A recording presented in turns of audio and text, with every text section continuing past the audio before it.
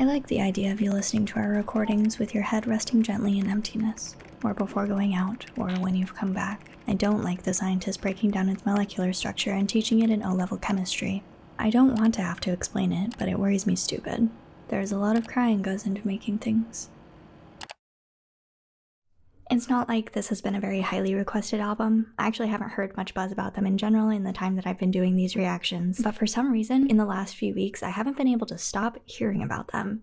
They're everywhere. It all started when I heard a little clip of Weird Fishes on TikTok, and I immediately fell in love. And then I was listening to the Sleep Deprived podcast, and they were talking about Radiohead for 2 episodes in a row. And now, a little less than a week ago, as of recording this, Kendrick Lamar's To Pimp a Butterfly has overtaken OK Computer as the top-rated album on Rate Your Music. So I'm taking these as signs telling me to dive right into Radiohead, starting with OK Computer, released in 1997, Year of the Ox, and Year of Path.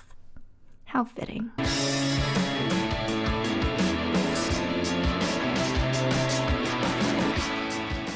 An iconic start to the album, a good choice considering the band struggled with initial sequencing, and Airbag wasn't the first, second, or third choice for the intro track.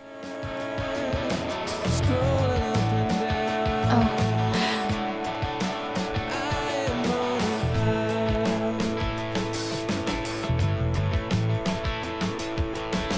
Oh my god.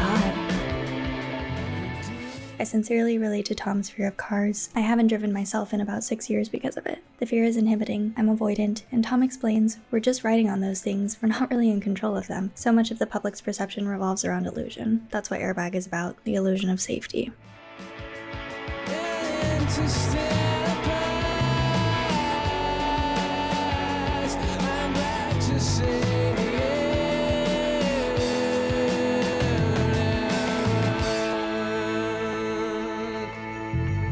Oh.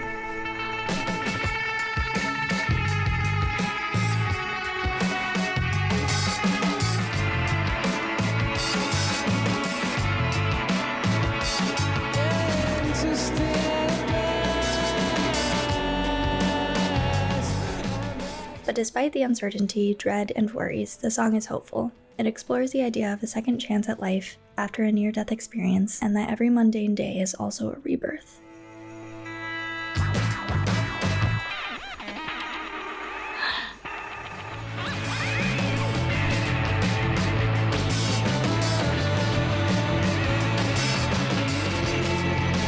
There's so many layers going on right now.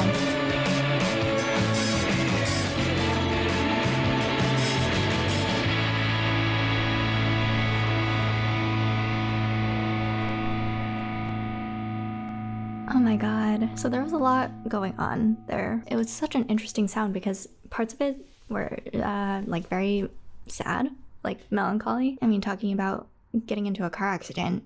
I hate cars because they're giant death traps, and you know, I'm also glad that an airbag saved his life. There's a lot of emotional weight behind that and possibility to keep moving along. Oh man, and with the instrumental breaks here and then also in the outro, it was just so much chaos, so much going on, lots of different textures, lots of different sounds, some like very electronic, which is really cool. I mean, but I guess it makes sense because the album is called OK Computer. Haunting, truly haunting. So excited to hear more.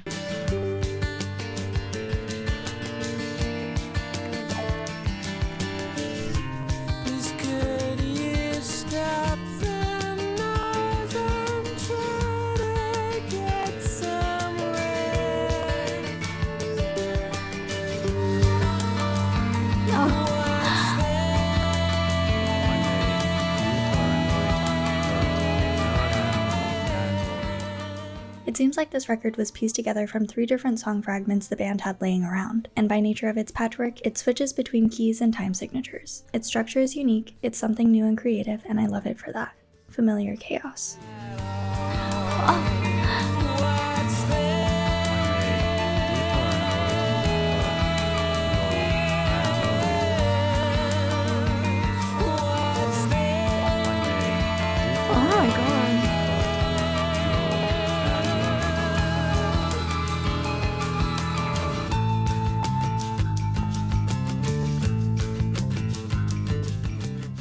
A 2019 Hack limited edition vault release, called the OK Minidiscs Hacked, confirmed multiple 8-minute-long early versions of Paranoid Android, ironically dubbed the Pink Floyd cover. The group didn't even like Pink Floyd, or most any 70s progressive rock for that matter, so this was their own take on that kind of sound.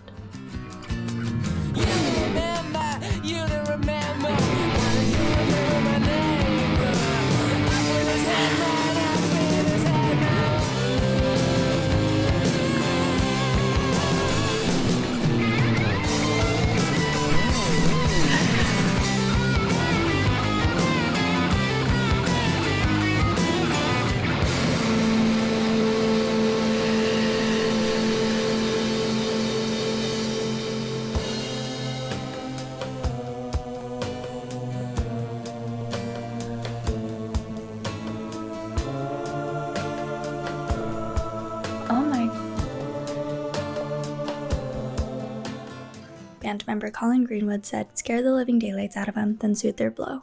That's the Radiohead way." I couldn't agree more, and it happens a few times throughout the album. It's interesting to see it in this song when it's usually reserved in the track sequencing.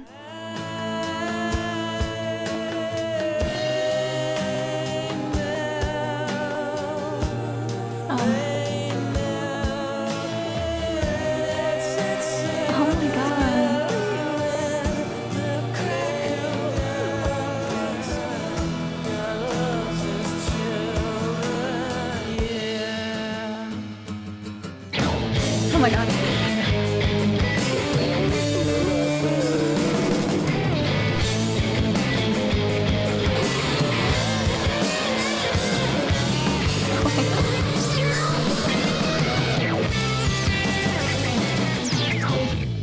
Holy shit. I feel like there was a lot of different emotions in this one. So much chaos, fear, anger. I don't even know what it would mean. There's also a lot of reflection and a lot of question. A lot of the melodies, especially in the first part, were so haunting. And then the vocal part with all the harmonies, holy shit.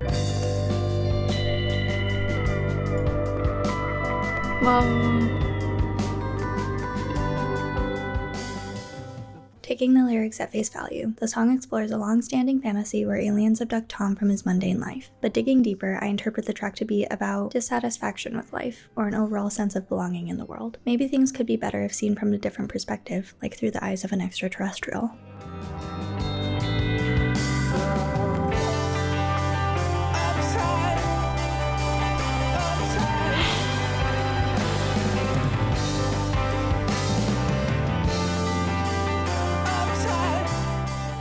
Hearing this live would be such a cosmic experience. The chorus is perfect for fans to scream cathartically into the crowd. Oh my god.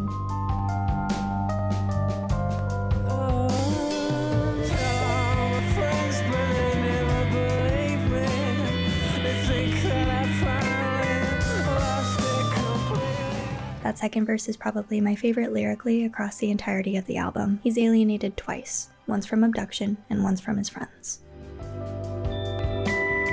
Oh my god, that one note.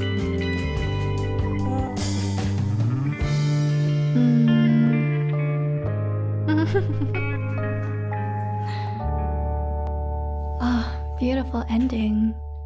Love those chords. Oh, that one felt so spacey. Oh, well, I guess that would make sense. The song is literally called Subterranean Homesick Alien. The instrumental did sound very out of this world. Alien, if you will. Spacey. And it was very repetitive compared to the other two songs. Wow. Very beautiful though, very atmospheric. Was this actually made for a film or is that part of the title? Oh. They were approached by a director, so I'm assuming it is for Romeo and Juliet. Wake from your sleep. Oh man, I've actually heard this song before, but I didn't realize because it's been years. It was in my favorite episode of Black Mirror, Shut Up and Dance. I feel like such a fool that I didn't recognize it. Its placement was perfect.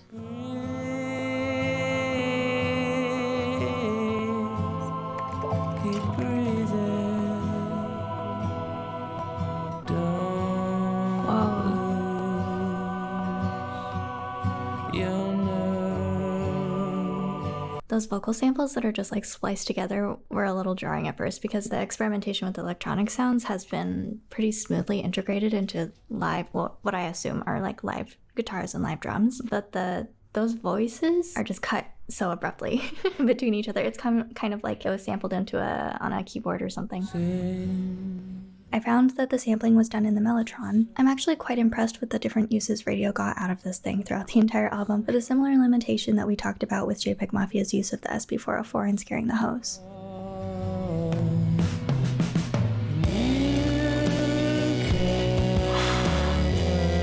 Oh my god. I love that.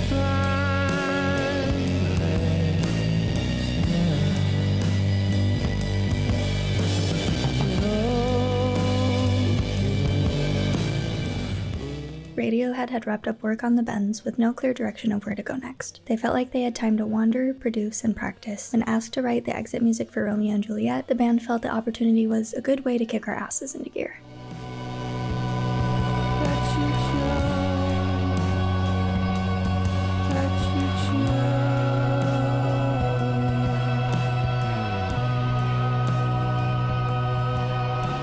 Oh, that's so dramatic. I already said I have a very dramatic, very climactic. Absolutely. I was laughing toward the end of it because I was like, wow, there's this sense of finality that makes it feel like it's exit music for a film.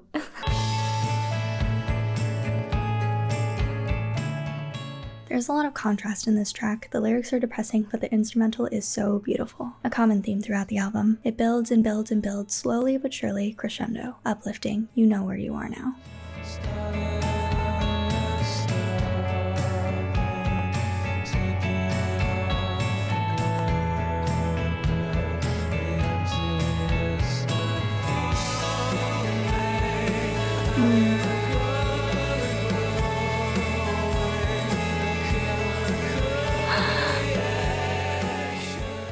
I personally feel let down when something doesn't meet my expectations, and those expectations grow from insecurities, hopes, and losing that sense of control. Perhaps the only way to overcome that feeling of disappointment is to detach from it.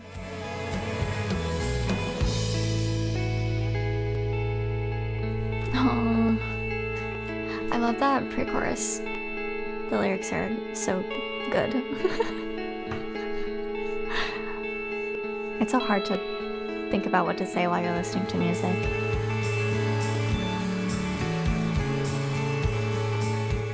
I've read so many personal stories that people have attached to this song specifically. It was such an incredible reminder of how universal these feelings are and how powerful music can be to evoke them.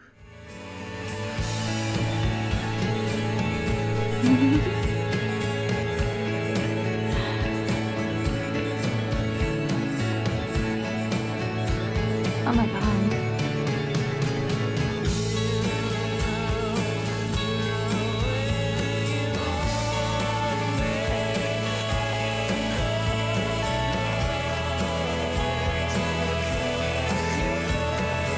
I love that.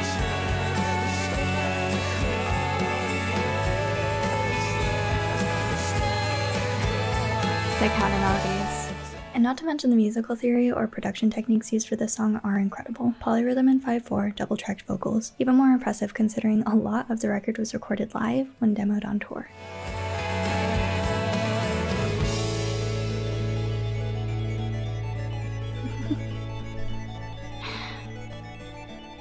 Aw. That one felt really nostalgic. Actually, the more that I think about it, I feel like all of these songs are trying to portray an emotion. I mean, I guess a lot of music does that. I don't know if this is right, but it seems like each song had a core emotion and then the rest of it is built around that. Well, I don't know. Paranoid Android kind of felt like a bunch of emotions, so maybe I'm a little off on this, but okay, never mind. The more that I talk about this, the more that it's pretty apparent. But this one felt like it was based around regret a little bit. I don't know how to explain it. It didn't sound regretful. Oh my god, I'm not making any sense. All of these I feel like are very aptly named. This one absolutely gave me the feeling of being let down for something. Like there was a missed opportunity or like crushed like a bug on the ground, you know?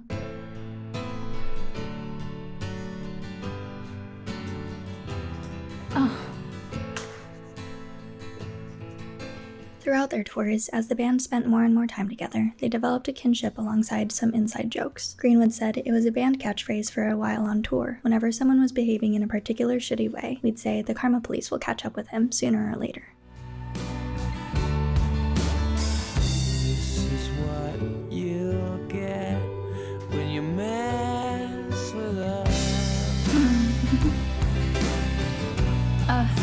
I've given all I can, but we're still on the payroll. The instrumental builds, tension rises. It makes me feel frustration, contempt, irritation. Oh, for a minute there, I lost myself. What you get when you mess with us.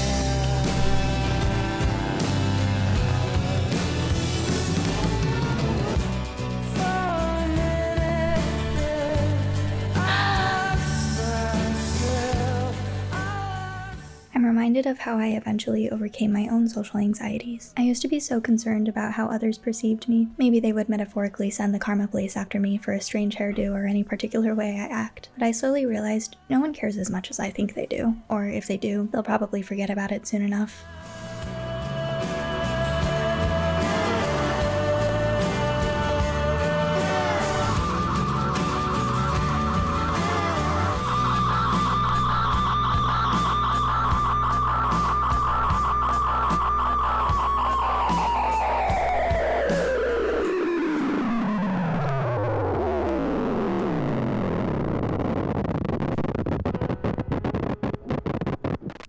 Oh my god, what an abrupt ending. This one was pretty simple. A really gorgeous piano, but pretty repetitive. Not in a bad way, just saying. I feel like I don't really have a lot to say about this one, although I really enjoyed it. I think on first listen, this is probably the more mainstream in that it's probably the easiest to get into. So I'm starting to get a little sleepy. I don't know how I'll survive the rest of this album. We're about halfway through. Better, happier, more productive. This track is a hypnotic laundry list of disturbing mental background noise. It's about how people tend to conform to a dull, hollow, superficial existence of Western consumerism. Employee contemporaries, at ease, eating well, no more microwave dinners and saturated fats, a patient better driver, a safer... Anyway, call me a sheep or whatever, but I think that some routine and balance of life is necessary to find that happiness on your own terms. It is a lot of work. It can even be draining, another thing we see later in the album through different perspectives. They shadow nothing so ridiculously teenage and desperate, nothing so childish, calm, fitter, healthier, and more productive, a pig, in a cage, on antibiotics. I beg your pardon? What? I really appreciated the spoken word at the beginning because it felt like it was calling me out. You know, it's February. I have not stuck to any of my New Year's resolutions, but then it started to get a little more intimate, a little more personal, and then I was just confused at the end. But love the concept of this one. This one's really cool. Yeah, just the fact that it was like a computer voice rather than a spoken word piece is also very interesting. The whole concept of okay computer, I'm wondering if it's meant to symbolize detachment, being not human. Does that make sense? I don't know. I feel like that could make sense. It's like mechanical, it's robotic, you know? But at the same time, it is talking about pressure from society, especially toward the beginning, being more productive, going to the gym, eating better, sleeping well, will not cry in public, less chance of illness, no longer empty and frantic like a cat tied to a stick that's driven into frozen winter shit. Says a lot about society.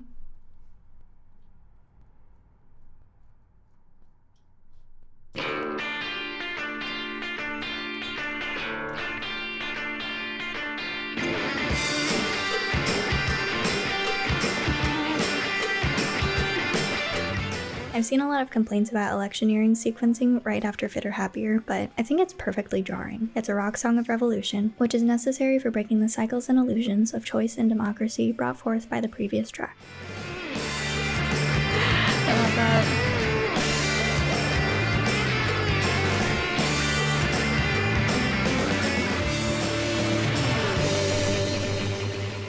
The song itself effectively builds anticipation with the dynamic slowing down here. You can hear laughter, cheering, and excitement. A fate has been determined, so get ready for it.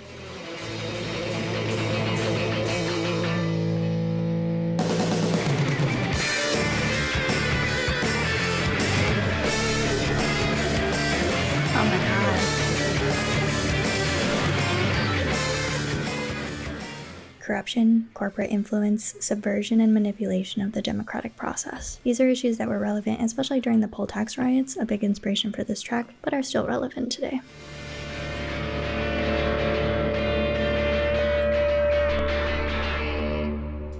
Beautiful, beautiful, beautiful, beautiful.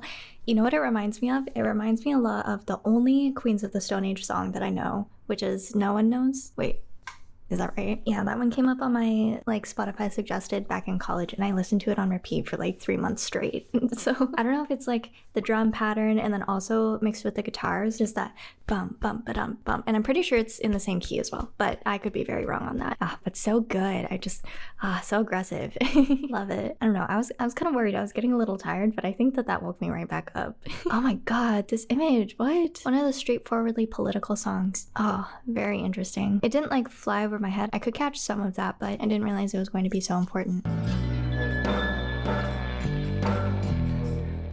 The dissonance and overwhelming amounts of layering both capture an unnerving, unpleasant feeling. Shrill, distorted strings, unconventionally placed in the foreground, with a section of 16 violins playing quarter tones apart from each other, inspired by the Shining score.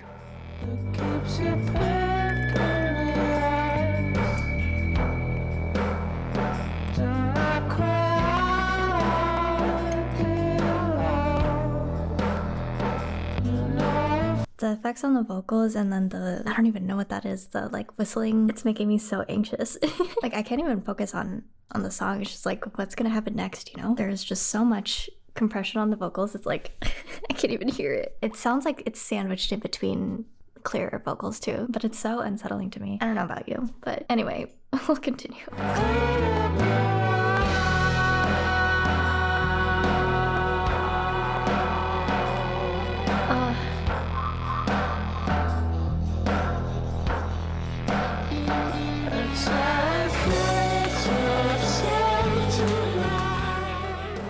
It's chilling, sung in a way I literally could not understand until reading them, personifying worry, doubt, and paranoia. Eyes that aren't there, delusions of stalking, obsessive thoughts.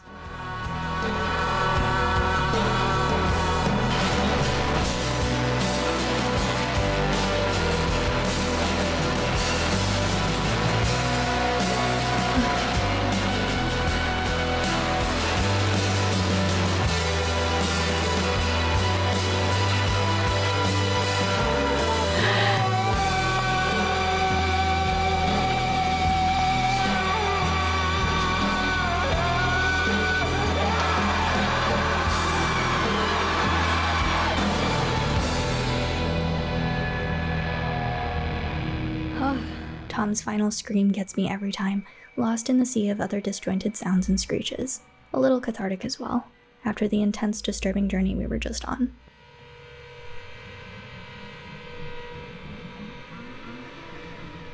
Oh my god, very unsettling song. I can't even tell if the big grandeur section, if that was supposed to be the relief, because it still made me feel, I could feel some release, but I could also feel an added layer of tension. Oh man, that was so intense. Executed so well.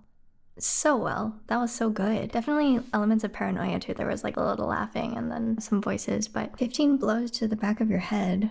Not really sure what that's supposed to mean. If it's supposed to be taken literally or metaphorically, honestly, I wouldn't be able to tell you. Conceptually, I think that this one was my favorite. So interesting, so unique.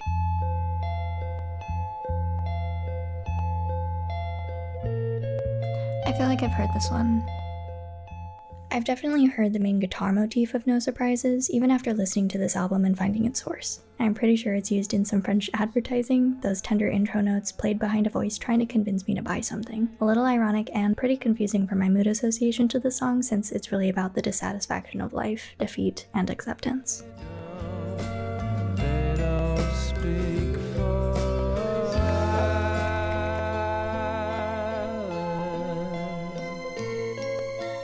I love those bells.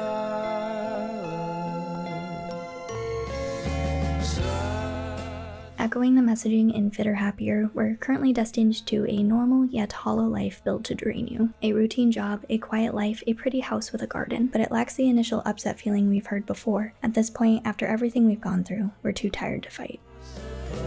surprises.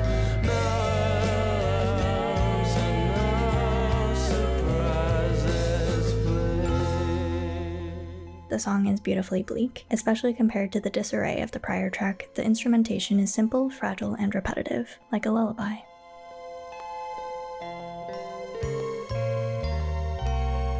Aww. That sounds so bittersweet. Also, I don't think that I've actually heard the song. I've definitely heard that melody, but I don't think I've ever actually heard the full song. I came to the conclusion pretty early on in listening to this album that there's no inherent storyline to be following, so I haven't really been looking at it through that lens. It especially sticks out for this song because I honestly have no idea why they would place it after Climbing Up the Walls.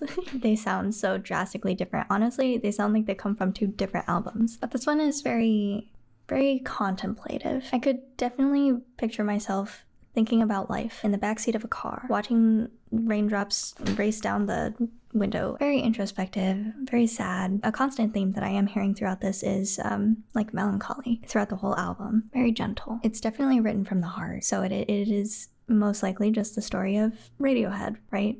Sorry, I don't know their names. The emotions that they're feeling, which in general seems pretty sad.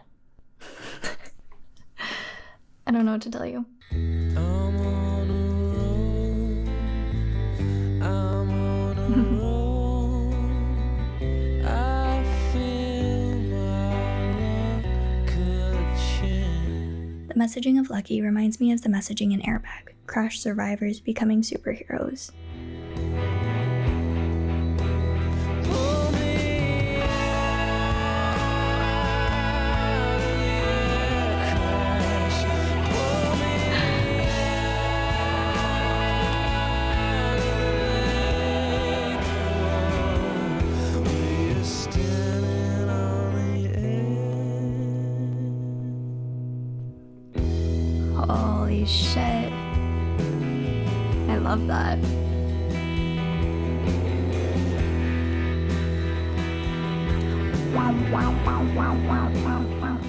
It was first recorded for the Help album, a 1995 fundraising effort for children in war-stricken areas. It didn't raise as many funds for the cause as the band had hoped, so they decided to put this song on their album to further visibility.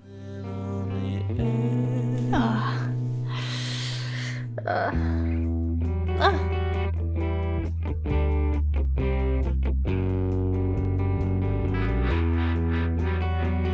I love this guitar solo. Tom cried listening to it after the initial recording, quote, because we've been on the road for a while and we were really comfortable with each other, and it expressed the excitement and happiness that we felt. Standing on the edge. Wow. Wow. The band was inspired by their time in Europe, watching tourists in France and Germany run about, trying to see the sights but missing the real beauty around them. I think in part it was projection, leading to just slow down during chaotic tours and traveling so much to work on music. No one else but me. Hey, Oh, slow down, slow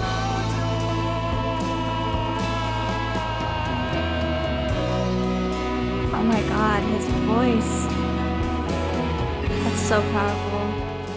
In my opinion, a perfect ending to the journey of OK Computer. I'm definitely one to kind of nitpick sequencing, justified in this case as it seems like Radiohead is anal about it as well. Tom York couldn't sleep for 2 weeks trying to arrange the ending tracks in a way that just makes sense.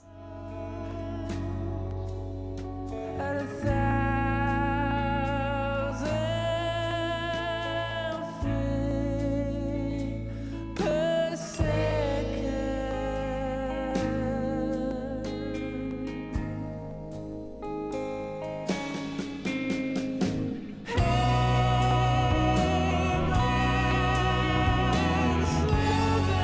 Oh my god.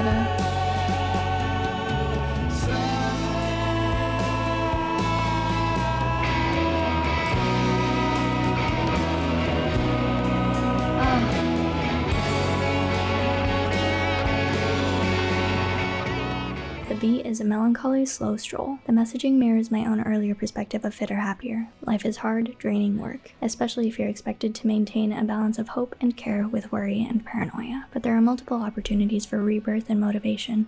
You can take your time.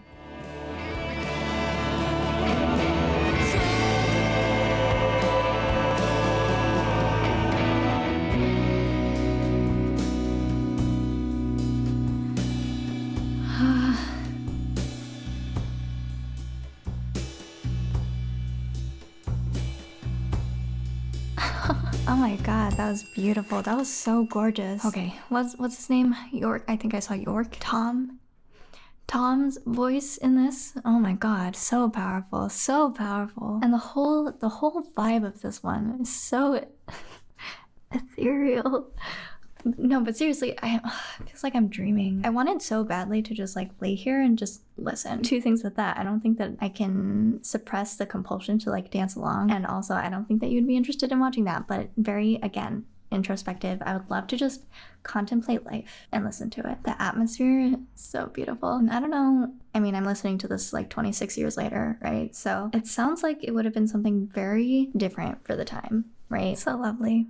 Perfect ending, I think. Thank you for listening with me, and thank you to the patrons for sharing their favorites. Now it's your turn. Let me know what you thought about the album in the comments. Let's continue the discussion. On first listen, I'm very impressed. Actually, if I'm honest, I don't even remember what the snippet of Weird Fishes sounds like because I heard 10 seconds of it like a month ago, and I feel like it was also very dreamy, maybe even more experimental in a similar vein to OK Computer. So I'm excited to continue along their discography. So again, thank you, be safe, and be kind.